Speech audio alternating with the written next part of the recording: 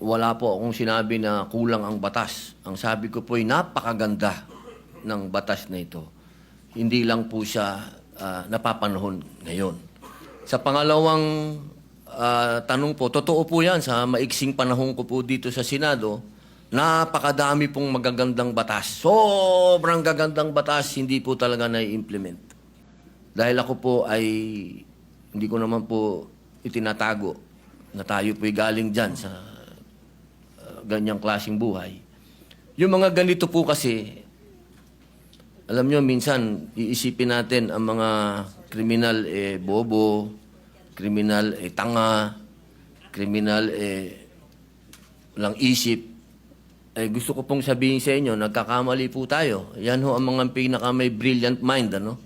Kung gusto nilang gumawa ng krimen at gusto nilang gamitin po talaga yung mga bata, talaga pong magagamit po nila. Kaya ulitin ko po, Senator Kiko, wala po akong nakitang hindi maganda sa batas po ninyo. Ako po'y naniniwala dito sa batas po ninyo. Kaya lang po, kailangan po natin mag-adjust po sa panahon po ngayon. Pero ganun pa man, pakikinggan natin ang magkabilang panig.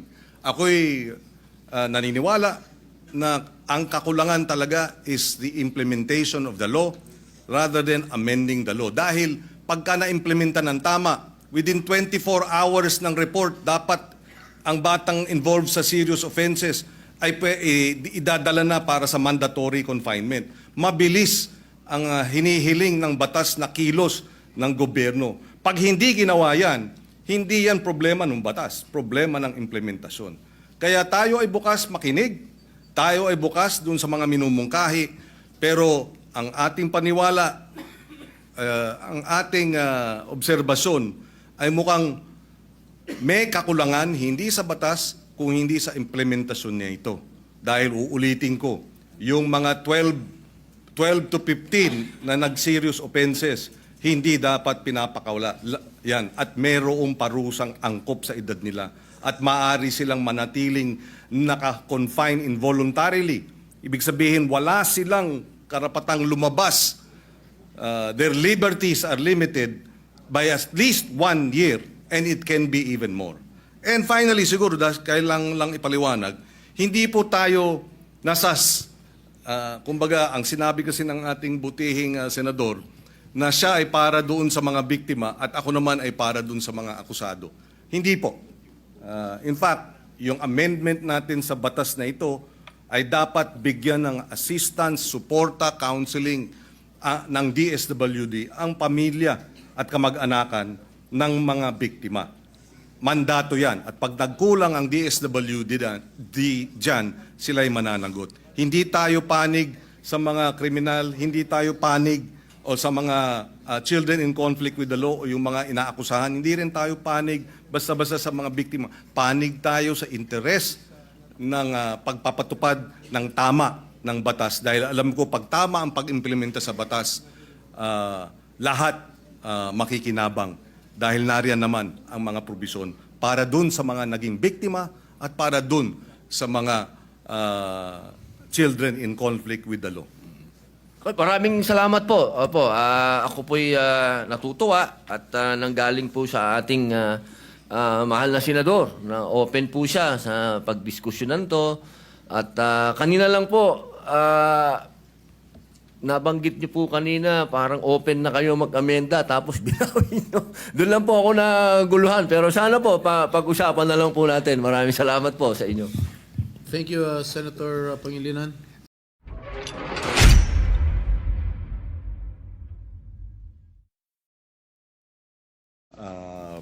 Magandang araw sa kanila lahat. Kung maaari po bang magtanong ng ilang mga katanungan sa ating nagbigay ng kanyang privilege. Opo, opo. Unang-una, nagpapasalamat tayo na ito'y naisiwalat ng ating kasamahan sa Senado, yung usapin ng Juvenile Justice Welfare Law of 2006 and amended noong 2013. Una sa lahat, tayo ay nakikiisa sa Kanya sa usapin ng pangangailangan ng hustisya, lalo na sa mga naging biktima ng mga krimen o kaya mga kilos ng mga kabataang nasasangkot o minor de edad na nasasangkot sa criminal activities. Tama lang na dapat ang mga nagkasala ay nananagot.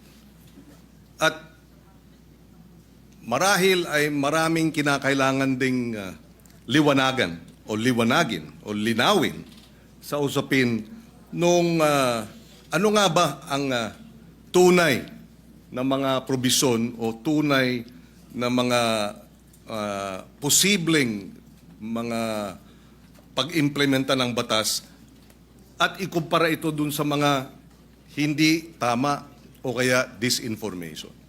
Unang-una sa lahat, hindi po tama at hindi ito naaayon sa batas na walang pananagutan ang kabataan na nagkakasala. Number 1. Number 2, hindi rin tama na ang nagkasala sa batas na menor de edad ay dapat pakawalan. Number 3, hindi rin tama na kapag ikaw ay below 15 at up to 9 years old at ikaw ay nagkasala, ay dapat kang pakawalan. Maliwanag, noong 2006 na ipasa yung batas, nakita ang ilang mga naging problema sa implementasyon ng batas. Kaya noong 2013, ito ay inamendahan under the chairmanship then of now Senate President Chis Escudero. He was the chairperson of the Senate Committee on Justice. Ngayon, siguro isang tanong. Ang unang tanong, maaari bang masabi na oo, may kakulangan ng batas, ngunit mas marami ang kakulangan sa implementasyon kaysa sa batas mismo?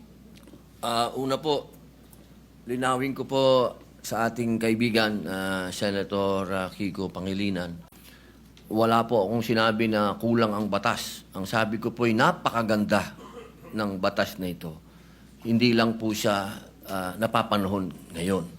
Sa pangalawang tanong po, totoo po yan sa maiksing panahon ko po dito sa Senado, napakadami pong magagandang batas. Sobrang gagandang batas, hindi po talaga na-implement. Hindi lang po sa usapin na ito. Usapin lang ng agrikultura, number 1 na yun. Public information, number 2 na yun. Pero ito pong tanong niyo po, totoo po yan. Implementasyon ang kulang. Pero alam niyo naman po sa buhay ng... Ito lang po, opinion ko lang po ito. No? Dahil ako po ay hindi ko naman po itinatago na tayo po'y galing dyan sa ganyang klaseng buhay. Yung mga ganito po kasi, alam nyo, minsan iisipin natin ang mga kriminal bobo, kriminal tanga, kriminal walang isip. Gusto ko pong sabihin sa inyo, nagkakamali po tayo. Yan ho ang mga pinaka may brilliant mind, ano? Kung gusto nilang gumawa ng krimen at gusto nilang gamitin po talaga yung mga bata, talaga pong magagamit po nila. Kaya ulitin ko po, Senator Kiko, wala po akong nakitang hindi maganda sa batas po ninyo. Ako po'y naniniwala dito sa batas po ninyo. Kaya lang po, kailangan po natin mag-adjust po sa panahon po ngayon. Maraming salamat sa paliwanag at sa kasagutan. Kanina nabanggit nung in-interview na kabataan na kaya nila ginawa yung batas, yung kriminalidad. Kaya sila gumawa ng krimen ay dahil hindi sila mapaparusahan. Tama yon, hindi ba? Tama yung kanilang, yung bitiw na salita. Tama ba yon sa ilalim ng batas na pag sila gumawa ng kriminalidad o krimen ay hindi sila mapaparusahan? Sa usapin po ng, kasi ganito po yan, no? Napakaganda po nung inyo pong katanungan. Ang bata kasi, kahit siya, lalahatin ko na po, Kasi ganito yan Pagka sinabi mong pananagutan, ang kaduktong po nun, dapat may parusa. Kasi kung pananagutan, oo, may pananagutan. Sinabihan siya, ginawa mo yan, kaya ganito muna ang mangyayari sa'yo, dadaling ka muna dito sa Bahay Pag-asa, dadaan ka dito sa matinding intensive masasabi nating psychological and moral and lahat na po, no? Sabihin natin. Alam niyo po, Senator Kiko, sa 3 years and a half ko po sa Bilibid, hindi ko naman po nila lahat, ano? Pero wala na pong pinakamagagaling na artista kundi kriminal. Kapag kaharap niyo po yan, lahat ng drama, lahat na po, sabihin niyo po, lahat ng kalungkutan, lahat ng pinagdadaanan niya, sasabihin sa inyo. Pero pag talikod po ng nag-i-interview dyan, o halimbawa ng empleyado yung sabihin gwardiya, o ng probation officer, pag talikod po nun, pagbalik nyo sa selda, bubuksan yung wallet niya. Papakita sa iyo yung dyaryo. Ito ang pinatay ko, pare. Ganyan po ang criminal mind. Hindi ko naman po inilalahat. Pero pagka sinabi po natin kasi ng pananagutan, dapat nagbabayad ka ng kasalanan. Hindi lang binasa sa iyo. Hindi yung parang gumawa ka ng isang karumal-dumal na krimen. Ito po nakita ko po ito dahil ako po ay kagyat na pumunta sa Camarines Norte nung ni-rape nila yung batang ano po ito Senator Kiko magkakaibigan po ito. Yung babae ni-rape nila, binidyo nila, lahat pinatay, lahat po binidyo hanggang naagnas yung bata, binidyo. Pagdating po kasama po ako doon nung dinala po doon sa Bahay Pag-asa, ang sabi nung bata, hahantingin ko kayo. Sabi doon sa mga, papatayin ko kayo. Sabi doon sa mga pulis. Ilang taon yung batang yun? 13 po. At ilang taon yung grupo sila, hindi ba? Grupo po. 13, 15. Yung isa po, 16. Yung bata pong ni-rape nila, 13 din. Yes. Okay. Kaya ako tinatanong yun dahil yung bitiw na salita ng bata dito sa video na sinasabing ginawa namin ng krimen dahil alam namin hindi kami mapaparusahan ay maling impormasyon. Hindi tama na hindi sila mapaparusahan. At yung mga edad 16, 15, oo, menor de edad, pero maliwanag sa batas na maaari silang litisin bilang mga nasa hustong gulang na kapag napatunayan na meron silang discernment. At ang katunayan niyan, yung magwad killings, dahil sila ay menor de edad nung naganap, pero sila ay 16 at 17, sila ay nilitis bilang mga nasa hustong gulang at sila ay nakakulong ngayon. In other words, hindi tama yung sinasabi na dahil menor de edad, hindi pwedeng parusahan. Dahil yung dalawang involved sa magwad killings, pinarusahan. Nakakulong ngayon. Yun ang puntong isa. Ayaw nating mangyari ang mga ito. Dapat lang mabigyan ng hustisya ang mga biktima ng karumal-dumal na krimen na galing sa menor de edad. Subalit hindi tama pag sinabing kapag menor de edad dapat pakawalan, number 1, dahil pag pinakawalan yan, labag sa batas yan, at dapat parusahan yung mga nagpapakawala ng mga menor de edad na nagkasala. Yan ang batas. Iba ang batas, iba naman ang implementasyon. Yung nagsasabi namang pinakikita yung birth certificate, may pananagutan din ang mga magulang sa ilalim ng batas. At yung mga nagsasabing ginagamit ng mga bata, may pananagutan din sa nasabing batas. In fact, ang parusa dun sa mga gumagamit ay yung maximum na maaaring maging parusa dun sa krimen na isinagawa ng mga bata at ginamit ng mga sindikato. Ito'y madaling sabihin. Parusahan yung bata, ginagamit ng mga sindikato. Bakit hindi habulin yung mga sindikato? Kasi mas madaling parusahan yung bata. Mahirap parusahan yung mga sindikato. Dahil yun makapangyarihan. Yung bata, vulnerable. Ginamit na ng mga sindikato, exploited na, biktima na, dahil ginagamit at kinakasangkapan, at mabibiktima ulit ng Estado dahil kailangan silang parusahan at ikulong. Kaya kinakailangan marahil ay balansehin natin. Sa usapin ng unang-una, yun nga ba talaga ang sinasabi ng batas? Allow me to read some of the provisions. Parents shall be liable for damages unless they prove to the satisfaction of the court that they were exercising reasonable supervision over the child. Ibig sabihin, may pananagutan ang mga bata, ang mga magulang. Meron ding maliwanag na usapin. Pananagutan ng mga gumagamit sa bata, Section 20C. Any person who in the commission of a crime makes use, takes advantage of, or profits from the use of children, including any person who abuses his authority over the child, shall be, or instigate the commission of the crime, shall be imposed the penalty prescribed by law for the crime committed in its maximum period. So kung ginamit sa droga, maximum sentensya sa usapin ng illegal na droga ang ipapataw dun sa mga magulang o sa mga adults, sa mga sindikato na gumagamit sa mga bata. Again, ihiwalay natin yung implementasyon ng batas. Kung mayroong mga kakulungan, dapat managot sila. Pero iba naman ang batas mismo. Opo, katulad po ng sinabi ko kanina, wala po akong nakitang hindi maganda po sa batas po na ginawa po ninyo. Sa umpisa pa lang po ng aking talumpati, ay yan na po kagad. Sinabi ko po ay napakaganda. Yun lamang po sa usapin. Doon lamang po sa edad. At yun po talaga ang aming intensyon na bumaba po ito. Dahil sa nakita naman po natin, talagang yung mga nakakagawa po ng krimen ngayon ay nasa ganung edad na po. Huwag niyo pong isipin na ang aking amenda ay para guluhin o sirain ang honor ng batas po na yun. Hindi po. Ako po ay isang ayon dyan.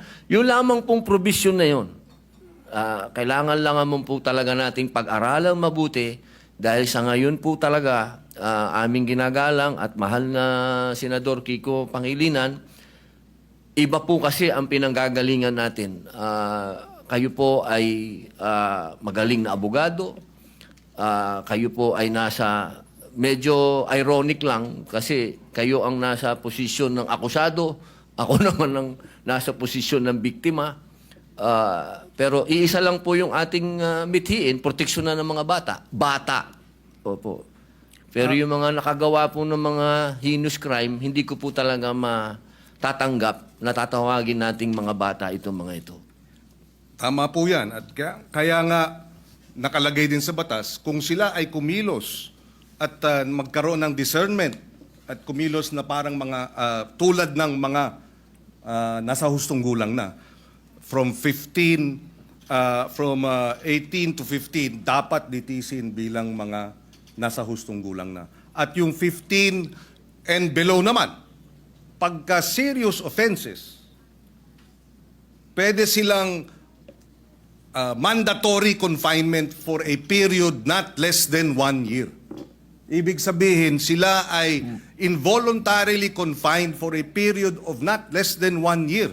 So hindi tama pag nagkasala ng rape, ng homicide, ang mga minor de edad na ang edad ay 15 and below, sinasabi ng batas, mandatory confinement of not less than 1 year. Pwedeng maging 2 years, pwedeng maging 3 years, depende sa magiging pasya ng hukom.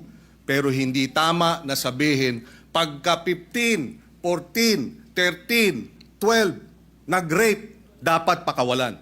Labag sa batas yun.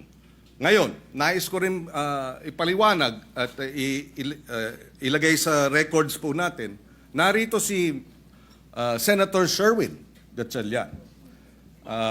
Nung siya ay mayor, full implementation ng Juvenile Justice Welfare Law ang kanyang inimplementa. At naalala ko na 70%, if I remember right, nung mga nabigyan ng pangalawang pagkakataon dahil nagkasala na diversion program ay nanumbalik sa normal na buhay at nagkaroon na ng maayos na pamumuhay.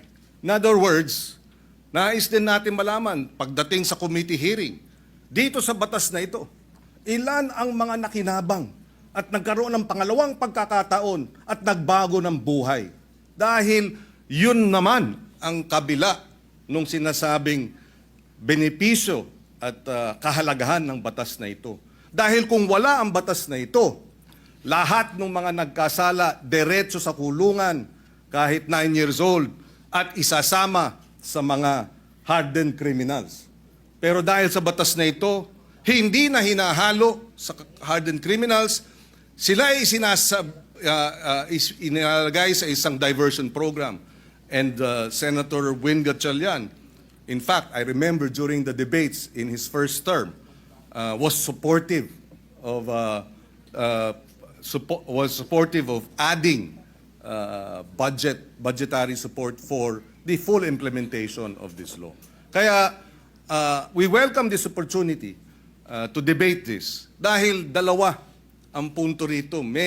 Merong mga biktima na dapat talagang tugunan at bigyan ng suporta dahil sila ay biktima ng mga nagkasalang minor de edad. In fact, on record, may pananagutan ang DSWD sa mga pamilya ng biktima. Nakalagay yan sa batas na kinakailangan bigyan ng assistance, counseling ng DSWD ang pamilya, kamag-anakan ng mga naging biktima ng karumal-dumal na krimen at iba pang mga kriminalidad na kilos ng mga minor de edad. And therefore, we welcome this opportunity na magkaroon talaga ng diskusyon, makita ang maganda sa batas, makita ang kakulangan sa implementasyon, at tingnan din natin itong usapin ng lowering of the age. Ako, ang punto ko, palagay ko, masyadong mababa ang 10 years old. Although even if you're 10 years old, again, uulitin ko, at ikaw ay nag-commit ng rape, minimum 1 year mandatory confinement. Pwedeng ma-extend dahil yan naman ang sinasabi ng batas. Ako po ay naliligayahan sapagkat kayo po ay bukas sa debate at pagdiskusyonan. Yan naman po yung lagi naman natin dito yan sa Senado. Tayo'y open sa kahit anong amendment, sa kahit anong gusto nyo pong gawin. Ang kailangan lang po natin talaga, katulad po nung sinabi ng aking talumpati kanina, kailangan po itong marinig, kailangan itong pag-usapan, kailangan ang mga biktima ay marinig din sa komite. Kung ito po ay pag-uusapan na sa komite ni Senator Alan Peter Cayetano, mas maganda din po na marinig din sila. Alam nyo, mahal na kaibigan, Senador Kiko Pangilinan, yung pagkakataon na ang kabataan po natin sa ngayon, kapag sila ay nakita nila kasi na tayo easy-easy lang, at alam naman natin na kayo po mismo ang nagsabi, may problema sa implementasyon at napanood pa nila ngayon yan, nako, lalo na naman lalakas po ang mga loob ng mga sindikatong bata. Ako po'y kanina, habang nag-uusap po kami ng aking legis, sabi ko sa kanila kanina, alam niyo kung yung mga brilliant mind na mga criminal minds na yan, kung ito ay kanilang i-exploit, talagang mag-aalaga ka talaga ng mga batang wala na sa kanilang pag-iisip. Ito lang pong pagpapababa natin ng edad, ito po ay kailangan meron din tayong ganung warning na sana po buksan din po natin ang isip natin sa usapin ng kailangan na. Hindi po wala kang kailanman nasasabihin sa inyong ako'y kontra sa mga bata o hindi. Doon lang ako sa karumal-dumal, doon lang ako sa hinus. Doon lang ako sa hindi Hindi masikmura. Ako na to, ha? Ako na po ito. Hindi ko masikmura. Si Robin na po ako, ha? Nakita ko na ang worst of the worst. Sabihin nyo na. Pero ako hindi ko masikmura. Yun lang po ang punto ko. Wala ako ditong, kahit kailan wala ako ditong kinokontrang personal o ano, wala. Ako kung ano lang ang nasa kalsada, kung ano lang ang nasa 8% ng ating mga taong bayan, kung ano ang nararanasan ng mga naghihikahos sa mga lugar na ang kahirapan po talaga at ang mga kalukuhan at ang mga nandyan na ho talaga. Ito po inilalatag ko sa inyo. Ako na po yung boses niyan. Kahit po sa sinasabi natin, makukulong yan, madadala doon. Alam nyo, ang isa ho dapat natin pinag-uusapan kung magkakaroon tayo talaga ng youth detention center. Kasi ako po talaga, patawarin nyo po ako, kung itong mga gumagawa ng ganitong kasalanan, hindi po yan pwedeng hindi mangulungan. At sinasabi nyo po, nandyan sa batas nyo yan, naniniwala po ako na dapat silang mangulungan talaga. Ang problema, hindi po nangyayari. Hindi po talaga. At yaan po ang nangyayari sa ground. Narinig nyo naman po ang sinabi din ng ating kasama ni si Senator Raffy, talaga pong may problema sa implementasyon. Kaya sana po kapag tayo po'y nag-hearing, nag-usap-usap, wag po nating isipin na yung batas po ninyo ay hindi po, never ko po yung gagawin, sir. Never. Ako po, gusto ko po magtulungan po tayo para masaayos po natin kung ano ang future ng ating mga kabataan, kung saan ang direksyon po nila. Katulad po ninyo ako, sumasama po ako sa inyo. Yun lamang po, ang dala ko po sa inyo ay point of view ng ibang naratibo naman. Naratibo po yan ng isang taong nakulong. Nakita ko, mga mata ko, ako po mismo, nung binanggit na ni Senator Bato, kanina, yung patungkol sa mga akyat bahay. Hindi naman po ako naging akyat bahay, pero pag nabasa niyo po yung aking biography, nakita niyo po yan. Talagang nagamit po tayo. Talaga ng mga sindikato. Nung ako'y bata. Kaya alam ko po ang pasikot-sikot talaga ng mentalidad na to.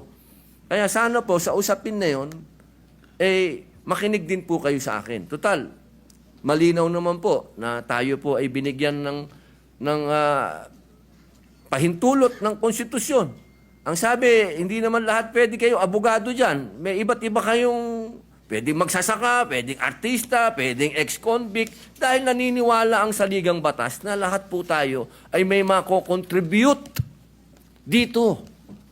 Sa plenaryo na to. Dito sa institusyon na to. At ito po ang aking pinaniniwalaan. Ito po siguro ang magiging contribution ko sa inyo. Nasabihin po sa inyo kung ano talaga ang estado ng ating criminal mind. Kasi talaga po yan, talaga po Wala na po tayong magagawa. Tanggapin na natin na nandito yan at paano natin naharapin. Sabi nga po, oo, pwedeng maging deterrent, pwedeng hindi. Ang kailangan lang po talaga ay malinawan natin na may parusa. At sabi naman nyo, sa batas ninyo, malinaw ang parusa. Ang problema po, hindi yan ang nangyayari sa ground. Kaya kailangan po talaga nating rebisahin. Kailangan po natin talagang pag-usapan. Kailangan po nating upuan. Kailangan natin itong pag-usapan ngayon na. Huwag nating i-delay. Ang hinihiling po natin, mag-hearing na.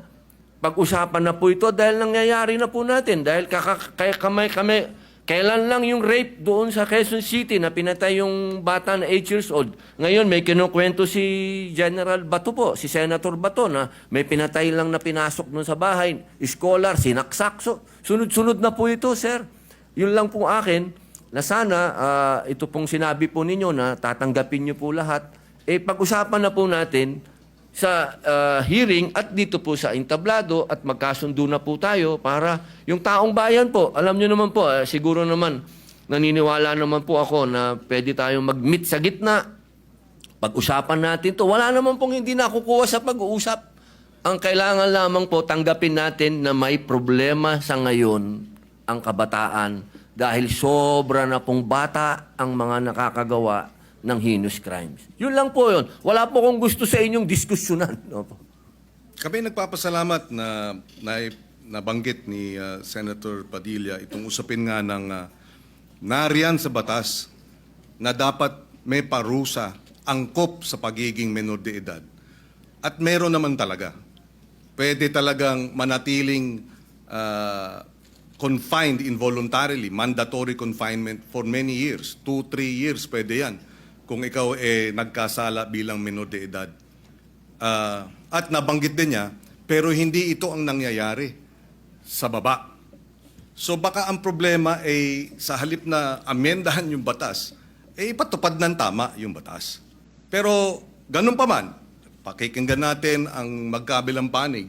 Ako'y naniniwala na ang kakulangan talaga is the implementation of the law rather than amending the law. Dahil pagka na-implementa ng tama, within 24 hours ng report, dapat ang batang involved sa serious offenses ay idadala na para sa mandatory confinement. Mabilis ang hinihiling ng batas na kilos ng gobyerno. Pag hindi ginawa yan, hindi yan problema ng batas, problema ng implementasyon.